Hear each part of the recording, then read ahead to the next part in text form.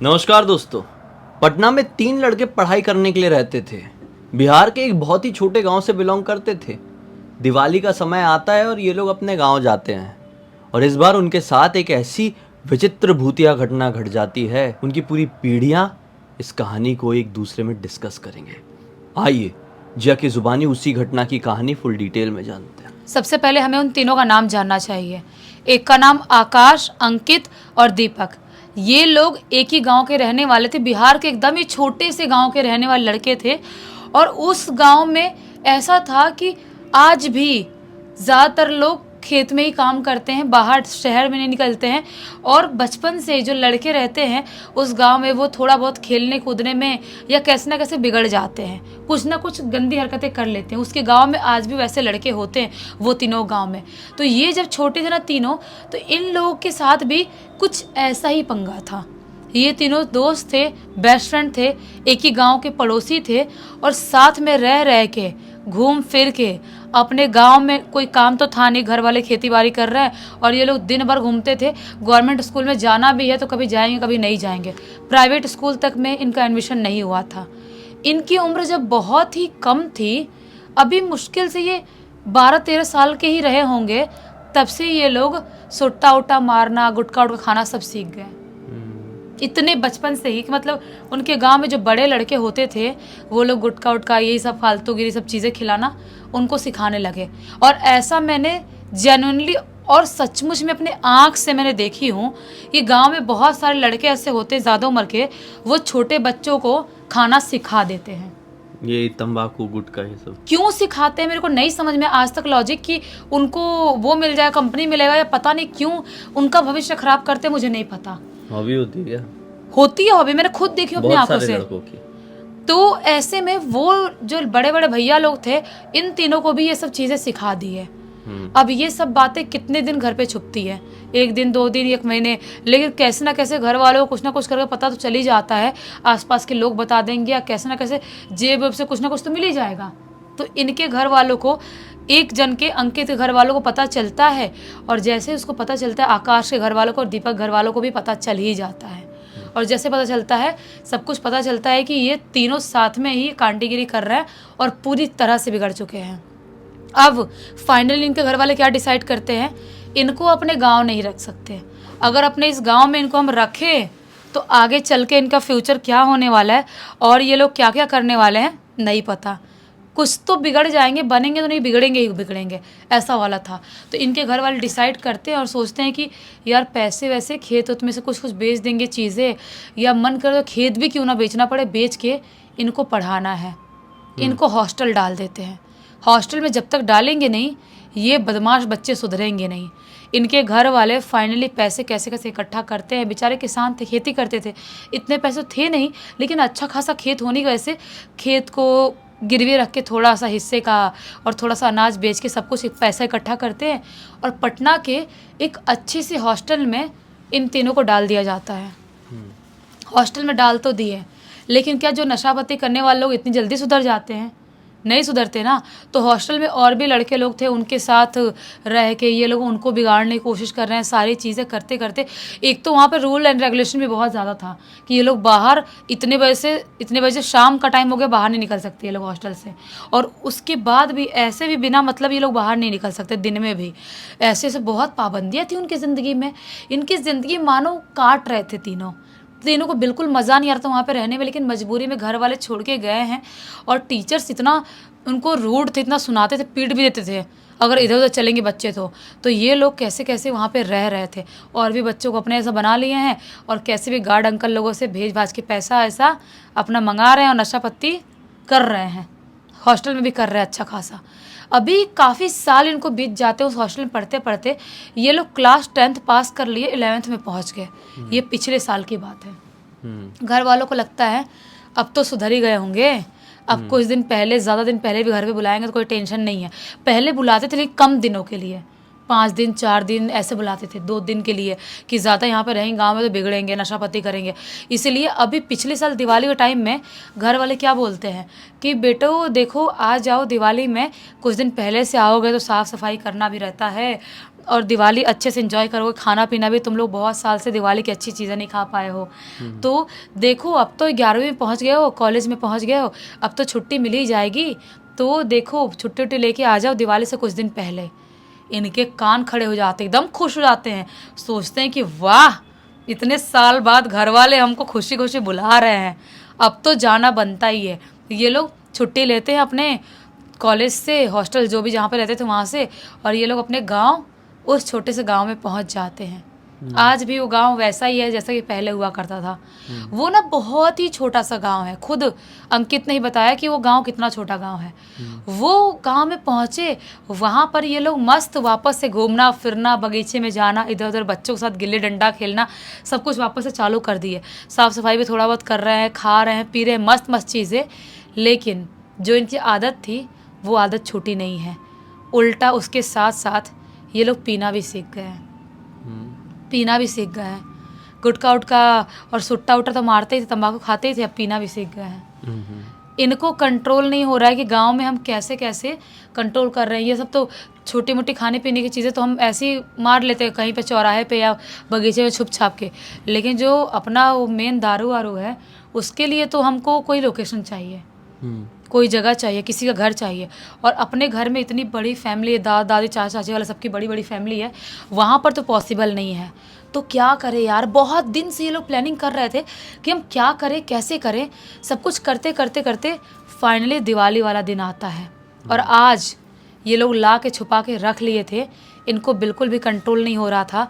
ये लोग क्या डिसाइड किए थे कि जो हमारे गाँव के पास वाला एक जो रेलवे ट्रैक है, जो रेलवे स्टेशन है, काफ़ी सालों से बंद है, बहुत सालों से बंद है। वहाँ पर पहले भी बहुत कम ट्रेन चलती थी, लेकिन अभी पूरी तरह से बंद है। और वहाँ पे एक रेलवे कॉलोनी है जिसकी वजह से वो रेलवे स्टेशन बंद हुआ है।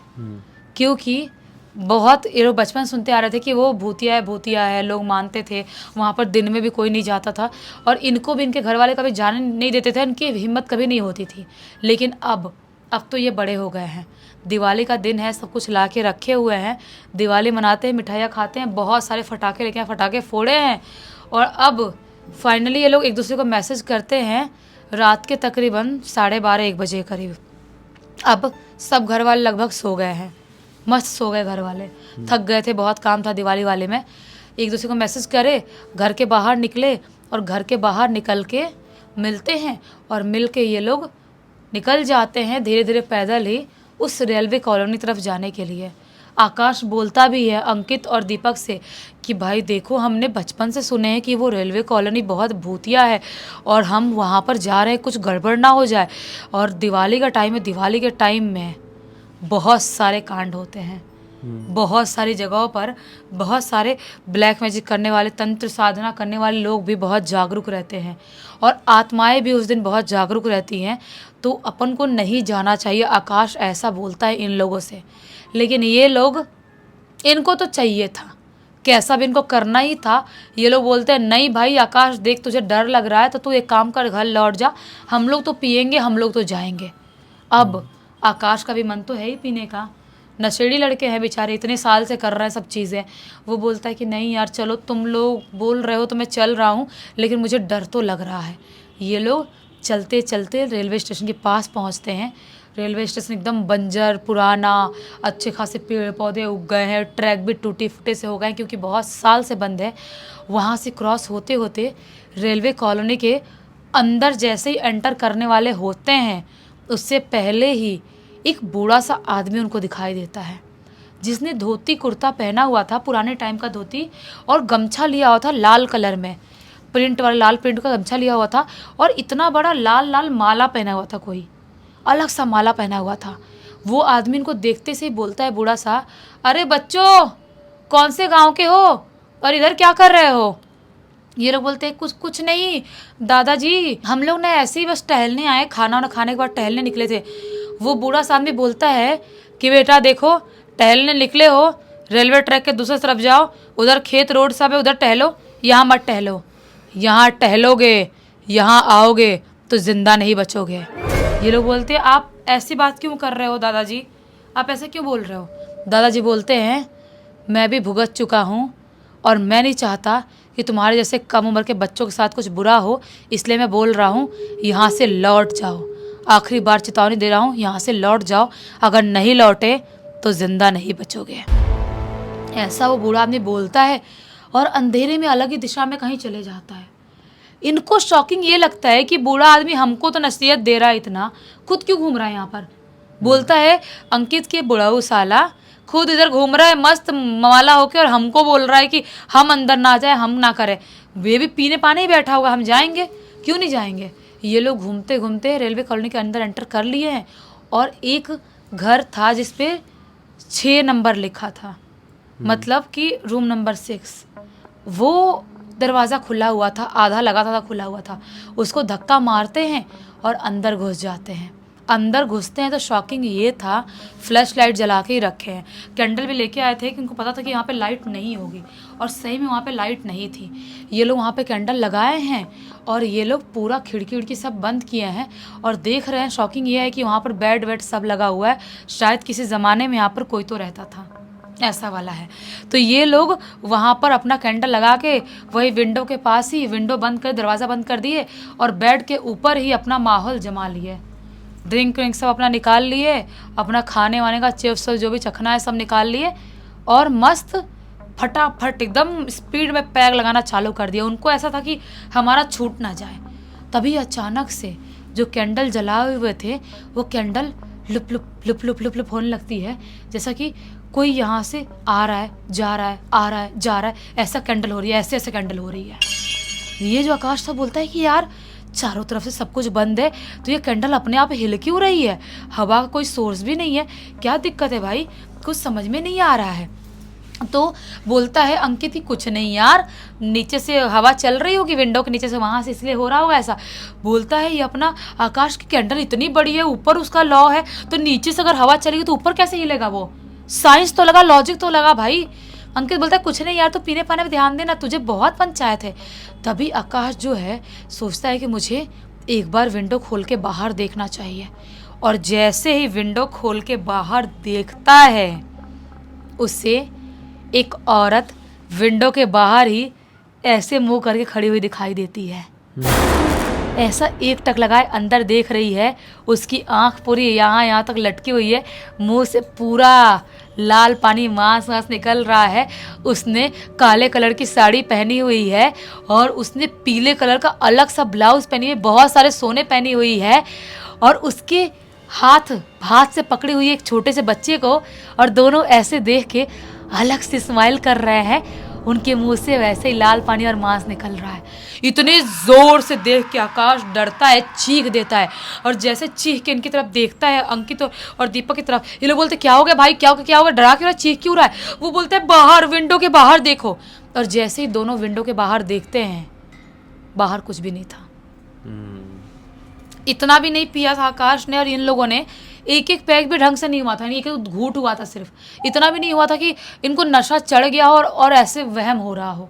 ये अभी घबरा जाता है। आकाश बोलता है भाई मैं कसम से बोल रहा हूँ, तुम्हारी कसम, तुम दोनों मेरे बेस्ट फ्रेंड हो, मैं मम्मी कसम खाता हूँ भाई, यहाँ पर थी एक औरत चुड़ैल थी और उसके साथ एक भूत बच्चा था, मैं सही बोल रहा हूँ भाई। ये लोग बोलते नहीं भाई तुम मजाक मत कर, उनको भी डर लगने लगता है, बोलते हैं मजाक मत कर भाई, हमको भी डर लग रहा है, पार्टी करने आए हैं, ऐसा मत बोल यार। ये लोग ऐसा बोल ही रहे होते, तभी अचानक से जिस कमरे में बैठे हुए थे ना, उस कमरे से जस्ट बाहर निकल के एक सीढ़ी वाला एरिया था, और सीढ़ी वाले एरिया से ऊपर जाने का रास्ता था। ऊपर सीढ़ी से कोई छन छन छन करके पायल पहन के नीचे उतर रहा है, ऐसी आवाज़ सुनाई देती है। ये बहुत ज़ोर से घबरा जाते हैं। अंकित बोलता है कि यार कोई औरत यहाँ पे रहती है क्या यार, अगर किसी का घर है और किसी ने हमको देख लिया यहाँ पे पीते पाते हुए तो बहुत बड़ा कंप्लेन हो जाएगा और हमारे ऊपर हमको जेल में भेज सकते हैं, ऐसे ये गलत बात है किसी घर पे सब कुछ करना। और सब लोग बोलते हैं भूतिया जगह, यहाँ पे कोई नहीं आता, तो कोई औरत कैसे रहती है, पायल की आवाज़ आ रही है। आकाश बोलता है भाई अगर जिंदा बचना है तो यहाँ से भागो, यहाँ से जल्दी भागो, मैं बोल रहा हूँ वो वही चुड़ैल औरत होगी, तुम लोग यकीन मानो। लेकिन ये अपना सामान समेटने में लग जाते हैं कि सामान उठाएंगे और यहाँ से भागेंगे। वो बोलता है सामान छोड़ के भागो आकाश, लेकिन दीपक और अंकित सामान छोड़ के नहीं भाग रहे होते हैं, सामान समेट ही रहे होते। तभी अचानक से इनके सामने किसी को घुर्राने की आवाज़ सुनाई देती है, और जैसे ही उधर दरवाजे की तरफ जो सीढ़ी वाला दरवाज़ा था उस तरफ पलट के देखते हैं तो क्या पाते हैं, बहुत ही खौफनाक से दिखने वाली एक चुड़ैल इनके सामने खड़ी। इसके बाल एकदम लंबे लंबे और जैसा हुलिया आकाश ने बताया था डिट्टो वैसी ही दिखाई दे रही है। उसकी गोद में एक 4-5 साल का बच्चा है और अजीब सा स्माइल कर रही है, देख इनको हंस रही है। ये दोनों भी, अंकित और अपने दीपक भी जोर से चीख देते हैं उसको देख के, और ये लोग दरवाज़ा खोल के बाहर निकलने की कोशिश करने लगते हैं लेकिन बाहर नहीं निकल पा रहे हैं। इतना आसान नहीं है कि चुड़ैल और भूत के घर में जाओ और वहाँ से बाहर में निकल जाओ, बाहर नहीं निकल पा रहे। आकाश जो है वो बहुत जोर से चीख रहा है, चिल्ला रहा है, और जो अंकित है उसको हनुमान चालीसा आता था, वो हनुमान चालीसा गाने लगता है और उसके साथ साथ रिपीट करने लगता है, अपना दीपक भी। लेकिन आकाश बहुत ही जोर जोर से चीख रहा है, चिल्ला रहा है, कैसे तैसे करके दरवाज़ा खुलता है। अंकित और दीपक बाहर निकल जाते हैं, वापस से धड़ाम से दरवाज़ा लग जाता है। और जैसे ही धड़ाम से दरवाज़ा लगता है तो क्या पाते हैं कि आकाश तो अंदर ही रह गया, वो बाहर नहीं निकल पाया। अब ये दोनों इतने जोर से घबराते हैं, वहां से आकाश को छोड़ के उल्टे कदम अपने गांव की तरफ भागना चालू करते हैं। अपने गांव, अपने घर वालों को सबको उठाते हैं और उनको अब मजबूरी में बोलना ही पड़ता है कि वहाँ पर हम गए थे कुछ ऐसे घूमने फिरने, पार्टी करने, और वहाँ पे कुछ हो गया है कांड, आकाश फंस गया। बोलते हैं जैसे अपने गांव घर वालों को सब शौक हो जाते हैं, बोलते हैं कि हिम्मत कैसे उस कॉलोनी की तरफ जाने की, और तुम्हें क्या लगता है रात में हम अपनी जान रिस्क में डाल के वहाँ पर जाएंगे? हम नहीं जाएंगे। लेकिन ये लोग हाथ पैर जोड़ते हैं, बोलते हैं कैसे भी चलो। तो कोई लालटेन दिया, वो आग का मसाल जला जला के कोई कैसे भी वहाँ पर रेलवे कॉलोनी की तरफ आया है और दरवाज़ा बहुत पीटने की कोशिश कर रहा है, दरवाज़ा बजाने की कोशिश कर, दरवाज़ा खुलने, दरवाज़ा तोड़ते हैं। और जैसे ही दरवाज़ा तोड़ते हैं, मुंह के बल आकाश नीचे गिरा हुआ है, उसके पूरे मुंह से लाल पानी निकल रहा है। उसको उठाने की बहुत कोशिश कर रहे हैं लेकिन होश में नहीं आ रहा है। उसको इमीडिएटली जल्दी जल्दी हॉस्पिटल लेके जाते हैं, लेकिन जैसे हॉस्पिटल लेके जाते हैं मृत पाया जाता है। आकाश खत्म हो गया। ये दोनों पूरी तरह सदमे में, शौक में चले जाते हैं कि ये कैसे हो गया। उसके बाद ये रो रो के पागल हो गए। उसका तो अंतिम संस्कार कर दिया घर वालों ने। अब घर वालों की रो रो के हालत खराब, आकाश घर वाले कर भी क्या सकते हैं। लेकिन ये लोग कई महीनों तक सदमे में रहे, इनका दिमाग काम नहीं कर रहा, हॉस्टल कॉलेज वापस नहीं गए, एक तरह से पागल जैसे हो गए कि हमारा बेस्ट फ्रेंड हमारी वजह से ख़त्म हो गया। वो तो मना भी कर रहा था, लेकिन जब नॉर्मल होते हैं 2-4 महीने बाद, उसके बाद गाँव के ऐसे ही बूढ़े से दादाजी थे, उनसे बोलते हैं कि दादाजी बताओ वहाँ का क्या माजरा है, आप तो यहाँ के सबसे बूढ़े हो, अब बताओ हमारा दोस्त ख़त्म हो गया। और हम लोग घुसे थे तो एक बूढ़ा सा आदमी भी दिखा था, उसको कैसे कुछ नहीं हुआ, हमको कैसे हो गया। वो बूढ़े से आदमी बोलते हैं गांव के दादाजी कि बूढ़ा सा आदमी, उसका हुलिया कैसा था, उसने ऐसा ऐसा धोती पहना था, ऐसा कुर्ता, उसने गले में गमछा और एक माला रखा था इतना लंबा। ये बोलते हैं हाँ हाँ हाँ दादाजी वो बूढ़ा आदमी वैसा ही था। वो बोलते हैं वो वही बूढ़ा आदमी है जिसका शिकार उस माँ बेटे की आत्मा ने सबसे पहला बनाया था। और तब से वो बूढ़े आदमी की आत्मा लोगों को सतर्क करती है, अंदर जाने से मना करती है। तुम लोग उसके मना करने के बावजूद भी गए और तुम्हारा दोस्त खत्म हो गया। वो जो माँ बेटे की आत्मा है ना, वहाँ पर जब रेलवे कॉलोनी हुआ करता था उस टाइम पे फैमिली रहती थी और वो माँ बेटे भी वहाँ पे रहते थे। बाप कहीं पे काम पे गया हो तो झगड़ा उगड़ा हुआ था और अचानक से वो औरत खुद को और अपने बच्चे को खुश कर लेती है उस घर में, और उसके बाद से उसकी आत्मा पूरे रेलवे कॉलोनी में घूमना चालू करती है, उसके बच्चे की और उसकी आत्मा। और आज भी वहाँ पर किसी के जाने की हिम्मत नहीं होती है। स्टेशन, रेलवे कॉलोनी सब कुछ बंद कर दिया गया है। तुम लोग को नहीं जाना चाहिए था। आज भी वो लोगों ने पढ़ाई छोड़ दी, अपना खेती वेती में काम करते हैं, लेकिन उस रात को भूल नहीं पाए हैं क्योंकि उनका दोस्त खत्म हो गया। कैसे भूल सकते हैं? बताओ यार, इनकी एक गलती किसी की जान ले गई। अब कितना भी पछतावा कर ले, कुछ भी कर ले, जो चले गया वो लौट के थोड़ी आ सकता है। जिस परिवार का इतना बड़ा लॉस हुआ वो किसी भी रूप में अब नहीं भर सकता। इस घटना की जानकारी किसके थ्रू मिली वैसे? इस पूरी घटना की जानकारी जो अंकित है उसने बहुत हिम्मत करके लिखा है और उसने बोला है कि आप ऐसी हरकत कम उम्र में कभी भी मत करो। चलो अच्छा हुआ, एक अच्छी सीख मिली और थोड़ा सा मनोरंजन भी। इसी एक नोट के साथ कहानी का अंत करते हैं। अब तक देखे तो लाइक कर देना, सब्सक्राइब कर देना और बेल आइकन दबा के ऑल के ऑप्शन में क्लिक करना। और इंस्टाग्राम की लिंक वीडियो के डिस्क्रिप्शन बॉक्स में मिल जाएगी, वहाँ पे जुड़ जाना। और आपके पास भी ऐसी कोई कहानी, टॉपिक या जानकारी हो तो लिख भेजना।